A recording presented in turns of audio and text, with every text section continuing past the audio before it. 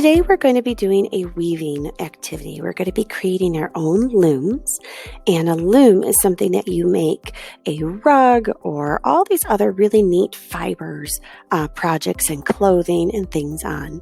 So we're going to be doing that with cardboard, and we're going to use our yarn, some tape, and we're going to decorate it and make our own looms that look like animals. And then we're going to create the yarn wrap for it, just for some basic steps. So the artist that we're going to connect with on this project, and you can see here in this room on those shelves, is the artist Dorothy Leibs. And she's a great artist because she was born in 1897 and she died in 1972, but she was an American textile artist. And she's also known as the mother of modern weaving. So here are some pictures of Dorothy Leibs and some of her examples of the patterns and the textures and the colors that she put together and created. And you could think about how it, just looking at, they each tell a story. So looking at her style, you can see that she used a lot of bright color combinations and really interesting textures. You can feel the texture with the fiber of the yarn and the thread, but you can also see it, which is great. Something else really neat about her is she taught herself how to weave initially, but then she later studied weaving at the Hull House in Chicago. She even visited Guatemala, Mexico, France, and Italy, where she learned to do traditional methods of weaving, because there's such things as basket weaving and newspaper weaving and just so many other things that you can create with weaving.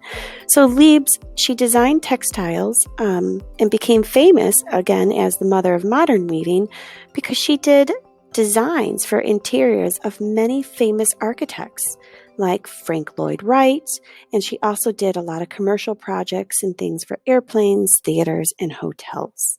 So just take a look at some of her art that you can see here that she created. So today, when we look at our story and what we're going to be creating with our animals, is you're going to use your cardboard and you're going to create an animal. And I want you to put in the textures and colors and the story that you're trying to tell on your own loom today. And then we're going to wrap around the yarn just to get started with how a loom feels. So let's get going. Using the cardboard at your table, and I have some examples of animals that you can draw, like a bear or a bird, even a cat or a dog. Whatever you're feeling like, I want you to go ahead and draw on your cardboard big eyes, big nose, and then just the sides of it. So you'll see here, I've got my bird, and I'm doing another example of a bear. There's two sides to your cardboard. So you can feel that there is a bumpier side, and then there's another side that has less texture that is smoother. You can draw on either, whatever you feel best and most comfortable with. So I did the bird on the bumpier side, and when I zoom in, you'll be able to see how it's got a little bit more texture and you can see the bumps. And I'm drawing the bear right now on the smoother side, so it's easier to color in for me. You can use crayons, markers, or colored pencils. What I'm also doing here is I drew some dotted lines, and those dotted lines are where I want to cut my cardboard so I could turn it into a cute little bear. You don't have to do this. You could have a bunny or different things, or just draw out the shape. But I want you to use the entire paper that you have of the cardboard. So this way we're not using a really small one. We have a nice big one. So here you'll see I'm going to draw the paw coming from one side. I'll do it with the other. We're not really seeing the body. We're just kind of adding them in. So they might be more long, rectangular, or square-like. Anywhere that you're thinking, you could follow some of the examples I have at your table, and you can create your cute little animal this way and just do the dots to help you curve it. Or you don't have to cut at all, and you can just draw it and leave it that way. Now that we have our animals drawn, you're going to take your pair of scissors and you're going to cut and curve around the shape. Again, this can be optional if you find that you want to just leave it in that rectangular shape. You can. You could just have it and just cut off the corners in a curve. Here, I'm following my dotted lines that I drew. Some of the examples I share with you have that as well.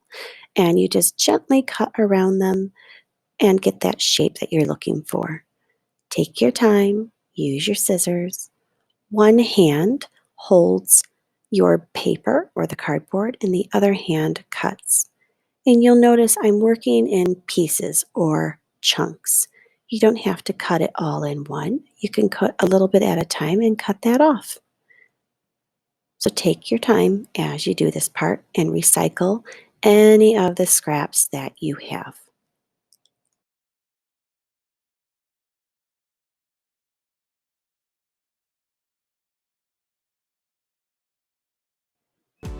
Now that your area is nice and clean and you've recycled your remainder of your scraps from the cardboard, take out your coloring tools, so markers, crayons, color pencils, whatever you have. You'll find that the color pencils, because they're a little tougher, might poke a little bit of holes or make dents in your cardboard. So you got to draw a little bit lighter. Markers are really smooth, as well as crayons. You could also do a mixture. So here I'm just playing with pattern. I'm making waves and different things on here, and I'm going to mix and match different colors. So I find that it's a lot more interesting if I mix marker and crayon on my art piece. So take your time going nice and slow. I don't want to see you rush through coloring your project. Really add in different repeating patterns if you want. Do you want to have feathers on there?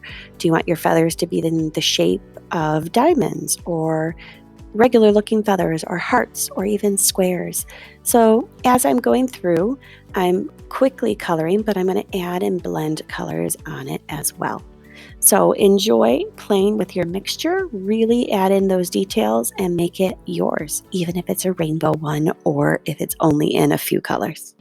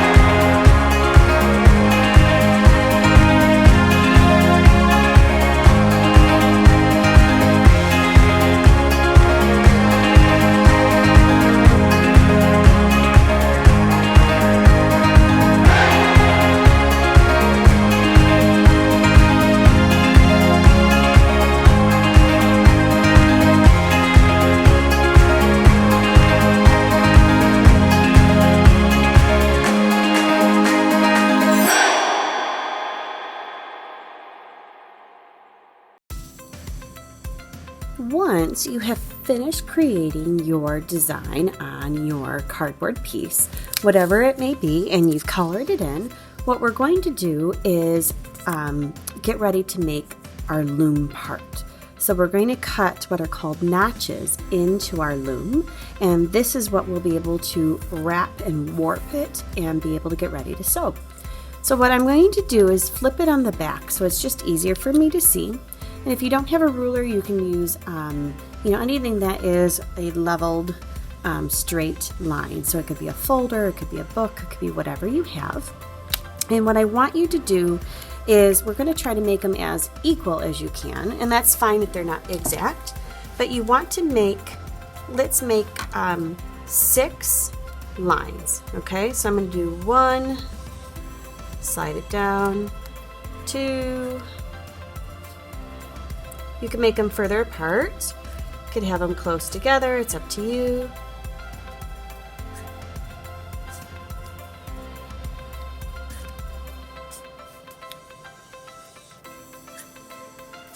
So this is 6. If you really want, you can also go for 8. I'm giving us an even number, so that way when you're doing this, it's just a little bit easier on doing the over-under, so you don't have to think about switching. Something that I talk about is, when we have these lines down, pretending you are a dolphin or swimming is what I usually say. Okay, so once you're at say you're in the pool, right? Here's a wall, here's a wall. And you're swimming. You're going over, under, over, and touch here. Well, I finished on over, but my pattern still is the same. So then I would start under, over, under. And then I would start this one where I would go over. So that's what we're going to do. So the next step is what we're going to do is create the notches. So using your scissors, you're just going to do a tiny slit on each of those lines that you did. So go through and just create a tiny little slit. It's not big, it's not long, you're not cutting all the way across, it's just a little bit. Okay? And now your bear or animal, whatever you have, is going to be ready. What I meant to say to you is depending on where you put it. So for example, for mine here, I actually put it a little bit higher. And I forgot to check that. So silly me. What I want you to look at is, here the line's going to go across. So maybe I'm not going to use that one. And I'll start this one as my first line here because I don't mind it being there. Okay, or you can go back and just do it a little bit lower. So I'll add one on each side here. Perfect. All right, and I'll ignore this one. Now that we have our loom ready, what I wanted to show you is we're going to be using yarn. And I'm going to give you some pre-cut strands. But with our yarn here, this is usually called a ream of yarn, and there's lots of ways. Usually you can pull it through the side here and it makes it so it doesn't roll everywhere.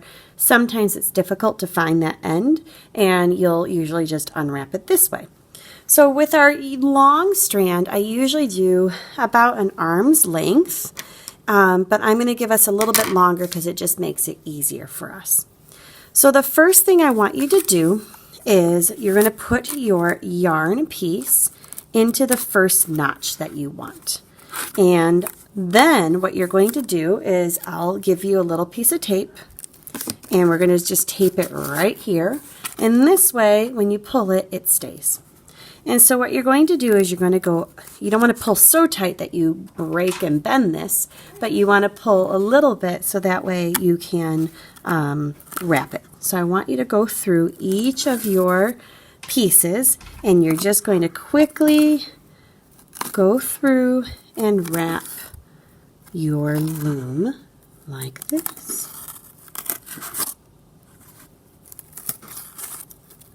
And it's okay if the little pieces pop up. Just go nice and gentle. Make sure you get them all. If it's easier to do it on the back side, you can easily do it on the back so you know exactly where you're at and where it's going. And you can double check, did you go through each of your areas so you know you have it. It's fine if it's a little angled. Nothing's ever perfect, right? So your extra strand, what you can do is just tuck it through or behind a couple of these, and you can just give it a little tie of a knot, and that way it's not going to go anywhere. So you can pull it, give it a little knot tie, voila, and you can cut it. And now you have what's called the warping of your loom, as you can see. So we're going to get ready to do the next step. For our next step, because we're working in something that's so close, I'm going to give us a plastic needle here. And this is really helpful because it'll allow you to be able to thread easier on your piece. So there's two ways to thread into the eye of the needle. So you've got your thread and you have the eye. You can either try to poke it this way, which spreads this yarn piece thin, or what my grandmother showed me is you fold it and then you tuck it in and you pull it through. Now you only want to make a little bit of a tail. So what's called the tail is this extra piece. If it's all the way up here and it's short, it's going to fall right off. So I usually just have it enough that when I'm holding my needle, I can hold it and now the thread won't come off. What you have here is the top part, right? That's what we're going to thread with. Now at the very end of your yarn, you have the last piece. So what we want to do is, remember where we put our tail in initially for starting this? I want you to stick it in the same spot. Okay, and you're going to peel that piece of tape and you're going to tuck it under. I like reusing things. If you really like to tie a knot, you can do that, but this is a simpler way. So now I have my yarn coming through the front. So again, I took not the end where my needle is, I took the end of the long piece of yarn and I stuck it underneath this piece of tape. So now I'm ready to do my weaving part. What I'm going to do is turn it this way. So this way I've got it wherever it's coming from the left side and it'll be easier. If it's coming from down here on the right side, that's fine too. Or, if it's over here and you're doing it this way and it's at the top. All I want is for this to come from the top. It's easier to work your way from the top to the bottom. So however yours looks is fine. So we've got it taped, right? It's coming through the front through one of the notches. And now what we're going to do is the weaving part. So let me zoom in here. Okay. I'm holding the tail so it's not coming off.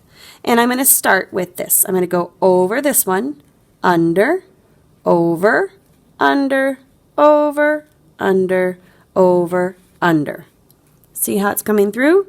And I'm going to pull it gently, grab that tail, and I'm going to pull it until all of my thread is pulled. What I'm going to do is slide it up to the top, and I'll start again. Okay?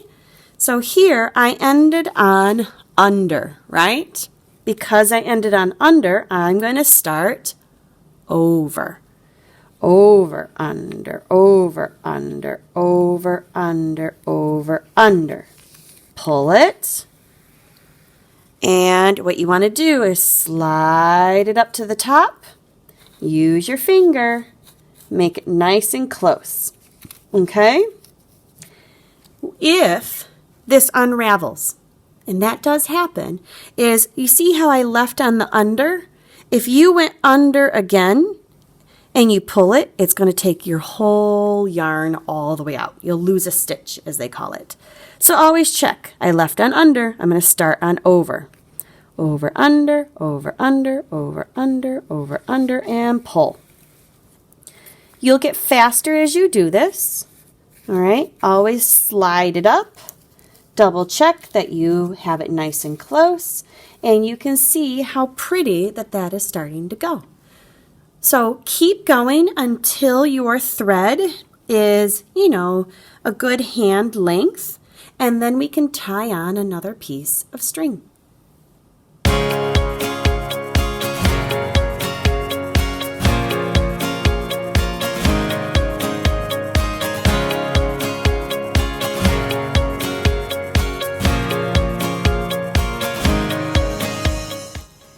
Alright, so now what I've done is you can see that I've gotten really close to finishing my yarn.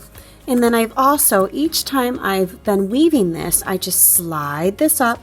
I hold onto one of the green strands and I slide it up. It makes it very easy, each of these loops, right? So what I'm going to do is you get another color and we need to make a knot. So how do you make a knot? What you do is you take two strands. They become best friends like this, and you pinch, twist, and you'll see like a little hole, right? So you can take two fingers. So I have the two friends, I pinch it and I twist it.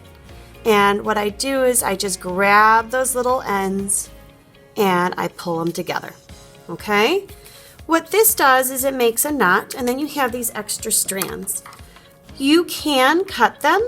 I usually just tuck them under, and it'll get in the way for a little bit, and that's okay.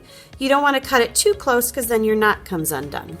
But when you go to weave it, at first you might have to give it a gentle pull as you pull it through, because it does get stuck. So here I'm giving it a pull. I slide up my yarn like I always do, and I keep going until it starts the brand new color. So right now, this is usually where I'll have somebody go, but Mrs. Holland, it's showing. How do I hide it? Well, you usually hide all of those things the further you get into your project. So mine ended up being on the side, but sometimes you might find it in the middle, right? So what I end up doing, and I'll show you, is I get another row in. We're going nice and slow with this. That's what weaving is. Sewing is the same way, it's just nice and slow. Is you're going to take this knot and you can tuck it under and it disappears. So you can also see that I'm making this nice and tight. So it starts off thick and wide and it's going to get narrower as it goes, and that's okay too. You know, if you want it to be looser, just go looser with your threading. So you can pull it a little bit, make it a little bit looser. That's what I can do, is just not pull it as tight. And you'll notice this as you're going through things, however it's going to look. So that's how you can add on new colors, and just keep going as you go and enjoy the weaving process.